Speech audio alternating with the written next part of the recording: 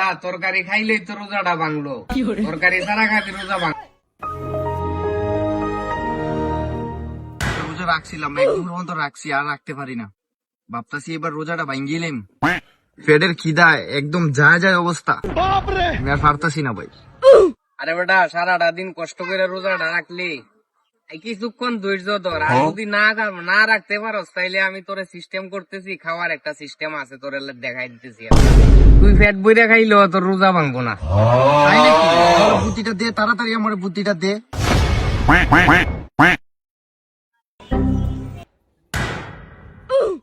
দেখছিস বেটা, ওরা বলে কিভাবে মানে খাইয়ে ও রোজা রাখবো। ইটালিও তো একটা নিউজ করলে পুরাই হিট হইব, আমরা তো নগদে প্রমোশন পেয়ে যাবো। চল যাইয়া এটা নিয়ে একটা রিপোর্ট করি। ঠিক আছে চলেন।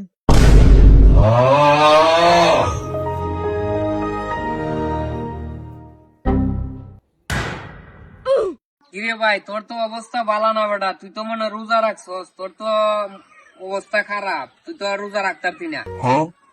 ওরে ভাই ঠিক হয়ে কইছ, রোজা রাখিয়া বহুত কষ্ট পড়ি, যেমন শর্মাইও কইতে পারতাছি না, কি করতাম ক।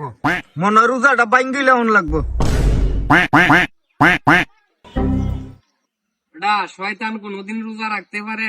হ্যাঁ রোজা রাখছিল, ভাঙ্গা লাইতে চাইছিল, তারপর আমি কইছি ভাঙ্গিস না, আমার কাছে পদ্ধতি আছে, ওই পদ্ধতি মতো রোজা তুই রাখিয়া তারপরে পেট বইরা খাইতে পারবি, তোর কোনো টেনশন নাই, রোজা ভাঙতো না, তুই চিন্তা করিস না।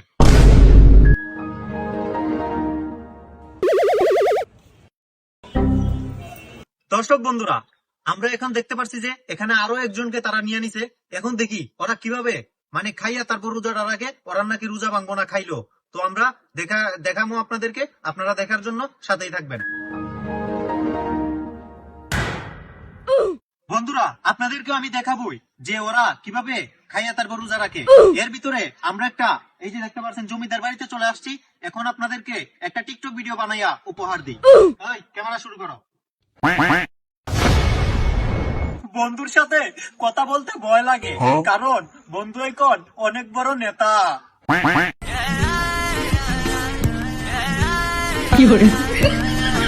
আমাদের সাথে লাগতে আইসো না, কারণ 10টা দিবা 1টা দিমু, শালার জায়গা মতে দিয়া দিমু। আরে ওরা সব কাজ করা শুরু করে দিতে, চল।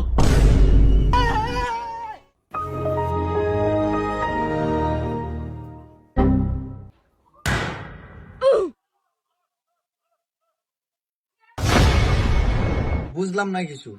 ভাতও আনলে আবার কলসিও আনলে। বেটা কিরে এগুলো আনচত করে রোজার মাঝে ভাত আনচত, ভাত খাইলে তো রোজা ভাঙ্গে যাবে।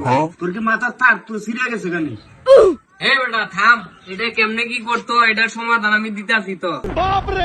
ছোটবেলা শুনছত না, কলসির ভিতরে রোজা রাখিয়া ভাত খাওয়ান যায় পেট বইরা, আমি সব রোজা হয়ে রাখি, কলসির ভিতরে রোজা রাখিয়া তারপরে ভাত খাই, আমার একটা রোজা ভাঙ্গে না। তাহলে তো ভালো কথা। ভাত তো আনছস, কিন্তু তরকারি কই? আরে ওটা তরকারি খাইলেই তো রোজাটা ভাঙলো, তরকারি ছাড়া খাবি রোজা ভাঙতো না।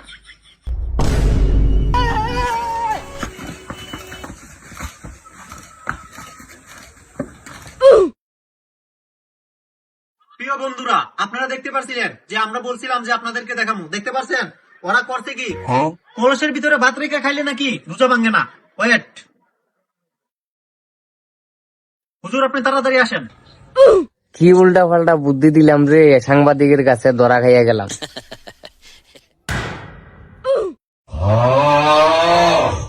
আস্তাগফিরুল্লাহ আস্তাগফিরুল্লাহ। এই তোমরা রোজা রমজান মাসে এগুলা কি করতেছো? ভাত খাইতেছো নাকি রোজা রাখছো না? হুজুর, এই কাহিনীটা আমি আপনারে বলে দিতেছি। এই যে দেখতে পাচ্ছেন সব নাটের গুলা হইলে ওরা বলছে, ওরা দুজনে বলছে যে কলসি ভিতরে একটা ভাত খাইলো রোজা নাকি ভাঙে না। এখন আপনি ওরা দু একটা কথা বলে দেন। ওরাই যে কাজটা করতেছে আমার বলার মতন কিছুই নেই। কলসির ভিতরে রোজা রাখিয়া ভাত খাইলে কখনই হবে না। তোর কথা শুনে আমি আজকে বিরাট বড় ভুল করতে চাইছিলাম। নে তো বন্ধুরা, আপনারা কখনো এরকম কলসির ভিতরে রোজা রেখে ভাত খাবেন না, তাহলে বন্ধুরা আপনাদের রোজা হবে না।